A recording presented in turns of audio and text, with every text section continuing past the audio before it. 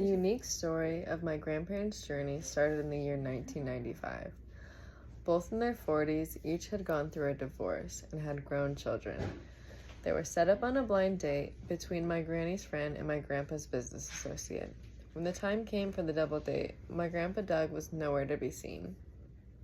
After some waiting, they gave him a call to see if he was close. When he answered, Doug told them he was in Texas. My granny, having been publicly stood up, decided to cut her losses and move on. 1 week later, she received a beautiful bouquet of flowers along with a sincere note asking for a second chance. My grandfather has told me many times that he had ruined every relationship he had before he met my grandmother because he was riddled with anger and PTSD from the Vietnam War. Doug often says that Annie saved him. As I grew up, my grandfather had always seemed agitated and on edge. I remember him yelling and being controlling over her. He did not try hard at all with face work. It seemed there was always steam coming out of his ears. Face work is a verbal and nonverbal strategies used to maintain positive self-image.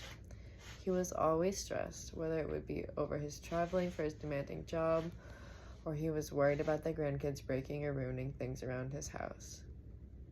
It seemed that my grandmother was the positive, happy-go-lucky sunshine girl and always used loving and affirming language, the power of language with everybody.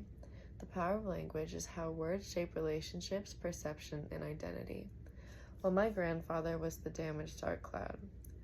My grandmother had always worked, but once she married my grandfather, having a job was not a necessity. However, she continued working so she did not have to be completely supported by her husband. She's always been independent, even as a child.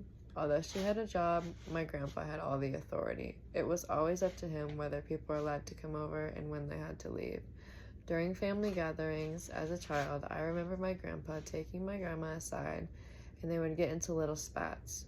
He would use euphemisms so he wouldn't sound so harsh in front of the children, but in the end, it was always his word over hers. Euphemisms are a mild or indirect word used to replace a harsh or blunt word. This never seemed to bother her, as she is a very kind and empathetic person, and unfortunately her self-esteem was damaged from her previous relationship. Empathy is the ability to understand and share another person's perspective. Self-esteem is the part of self-concept that involves evaluations of self-worth. At this time, the relationship between my grandparents, from my point of view, was negative. This lasted a few years until after he retired and all of the grandkids had grown up. A decade later, the roles seemed to have been reversed. Grandpa had been retired a long time now, and Granny is still working. Granny has not changed at all at this point. She is still young at heart and always keeping busy. Grandpa has become a homebody, riddled with anxiety and boredom. He loves it when we come up and visit and is always telling us stories of his youth. His demeanor just seems gentler and calmer since he's retired from his demanding job. When we were kids, whenever we wanted to do something fun, Granny would have to run it by Grandpa. As we grew, that continued, but it seemed to become an excuse for Granny to say no to something.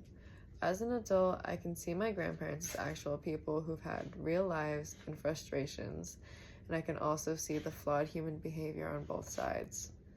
Annie used to demonize Doug to the family. He was always yelling, stressed, working, or in a bad mood and putting a damper on the good times we would try to have as grandchildren. Now that I'm older, I can analyze their bickering, and I can see that it's just used to be a power struggle as to who wears the pants in a relationship. Granny had had kids at a very young age, so she was not able to have the same coming-age experience as everyone in her age group.